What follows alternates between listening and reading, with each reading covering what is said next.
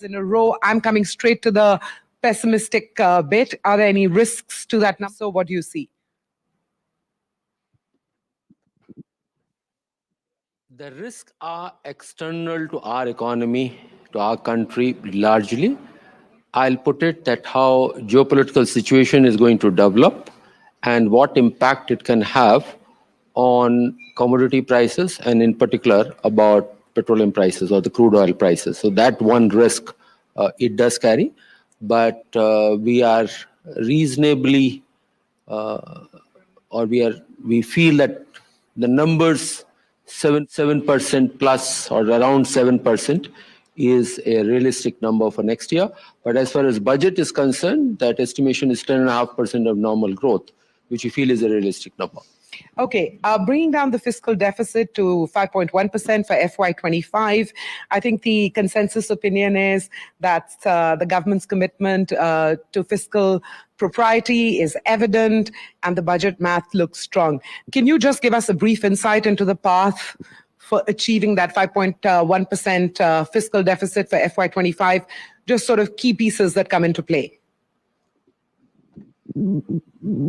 Finance Minister announced the path in 21-22 that by 25-26 it will be 4.5 or below 4.5, and where we were at the time of the budget for the current year 5.9. That means another 1.4% was supposed to be done. Government is very clear that enough is space for private sector. They are the primary wealth creator who add to the economy. When government has to provide a very strong support, government is always there. And the areas where government has to invest, especially on infrastructure, government is doing. I'm not talking about where the people require help. So the choice was that first this year itself, can it be better than 5.9? Because the goal is to 4.5. That's why this year itself it comes down to 5.8. Yes. Tightening the belt. While meeting all requirements. The second next year, thereafter another 1.4 to be done. Should it be 0.5 this year and more heavy lifting next year? But government believes to take the challenges head on, more this year. Okay. Meaning 24-25 and less for the final year. Okay, there's one statement, and correct me if I heard it wrong, read it wrong. Finance Minister saying in her speech that average real income has risen by 50%. Can you just provide some context, the period she's referring to, and the construct against which she's made this statement? See, this is a per capita income in 10 years period, which has gone up by 56 or 57%. She has used 50% as a roundabout manner. Okay, I'm sure we're going to have a deep dive into that sort of data point, but I'm going to turn my attention to Dr. Joshi and just get straight to, just for some context for our viewers, you're the top bureaucrat when it comes to the financial services sector, and that provides context for the couple of questions that I wanted to ask you. Can I go with some statistics first and get them absolutely clear and transparent? The domestic savings to GDP status currently in the budget, what are the numbers you're working with? If it's too much to get into the statistics, a few sort of broad strokes in the interim budget that have come through. Can you point me towards the measures that the government is sort of embarking upon for further financial sector stability, sustainability, resilience, particularly in light of, you know, an erratic global environment? So the RBI is actually making those norms for the credit, and for example, for unsecured loans, they have made these provisions for extra provisioning by the banks and NBFCs very recently. Similarly, the expected credit loss, which RBI has circulated a draft paper on which they have constituted a committee to look into the more tighter norms to make the financial sector more robust. Okay. Digital public infrastructure focus to really promote financial inclusion. Again, in the text of the budget document is, have we moved a few steps forward on that front? It is a stated objective of the government, but any sort of concrete movement forward in this interim budget? So digital public infrastructure, as you know, is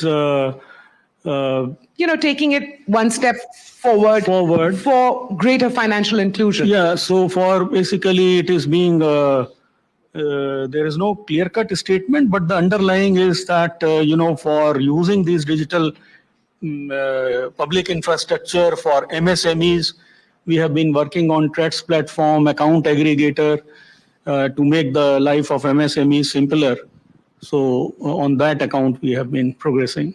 So building on the past, yes. Yeah, if I can supplement on DPIs, and Finance Minister has used the term, these are the new factor of production. She did, and that was a very interesting way of looking at it. This is a digital public infrastructure, but use cases are entirely by the private sector, mostly by the private sector. You're right. It lays the layer, identity, payment, data, as many use cases as one can bring out a commercial use around it. And we should be seeing rather an explosion of using DPI. And if you can take you back, so about 10 years back, when Aadhaar was being rolled out, we were struggling with what use case it can do and where we have traveled.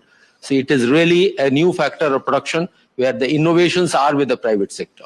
And, I actually really, that new factor of production really appealed to me because that's the role that this digital public infrastructure is playing. You also see it in the efficiency in distribution of direct benefits to beneficiaries. Coming back to the sort of broad economic numbers, there's a positive surprise on government borrowings. And I'm wondering how that came about. Surprise not for us. Yes. Because the path was well laid out in 21-22 of a fiscal consolidation. And that is possible in spite of a growing economy.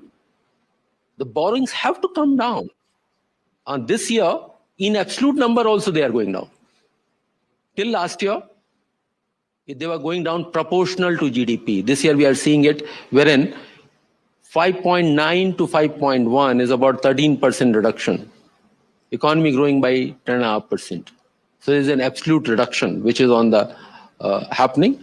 Plus, on the gross side, gross borrowings, a part of the borrowings were done short term so as to pay compensation to the states or provide that loan for those years. Now, compensation proceeds by design will be used for repaying those debts. So government doesn't have to borrow again. So there is no surprise.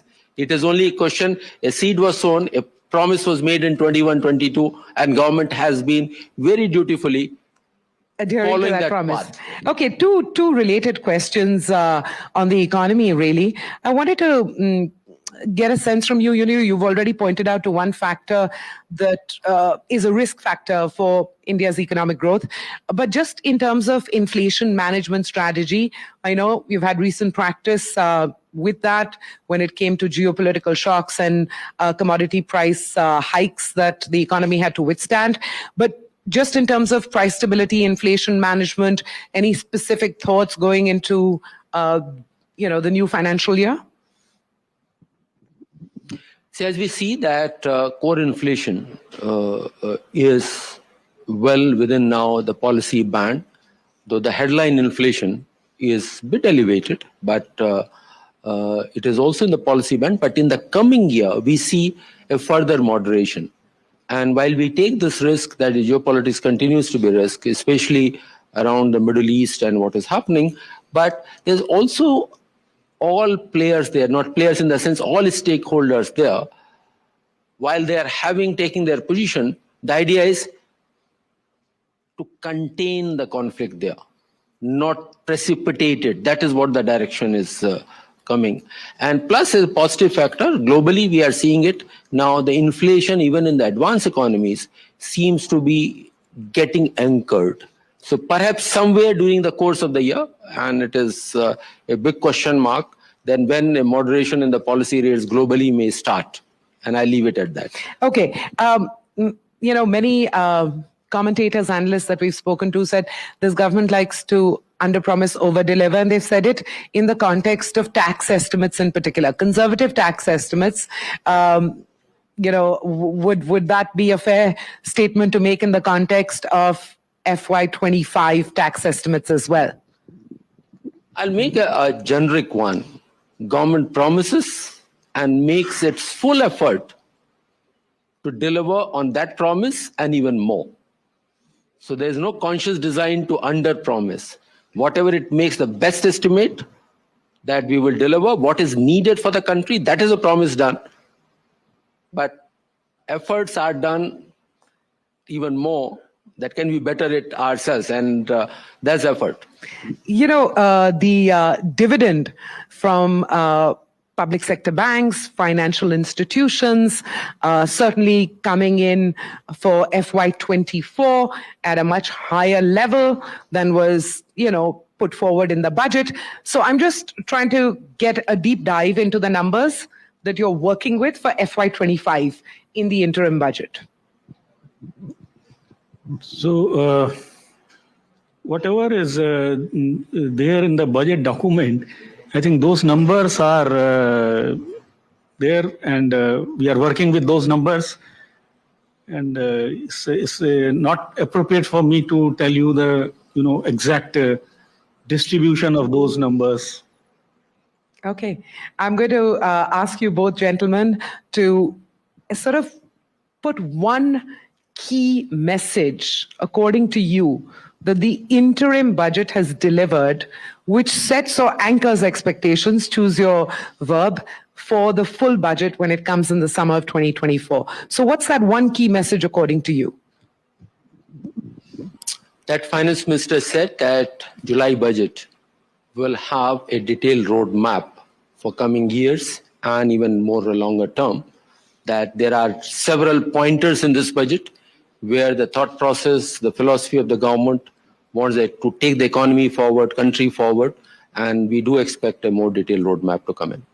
What, according to you, Dr. Joshi, is the key message this government has delivered? Viksit Bharat. That is the key message. On that note, gentlemen, thank you very much for your time and insights here on NDTV. Pleasure talking to you.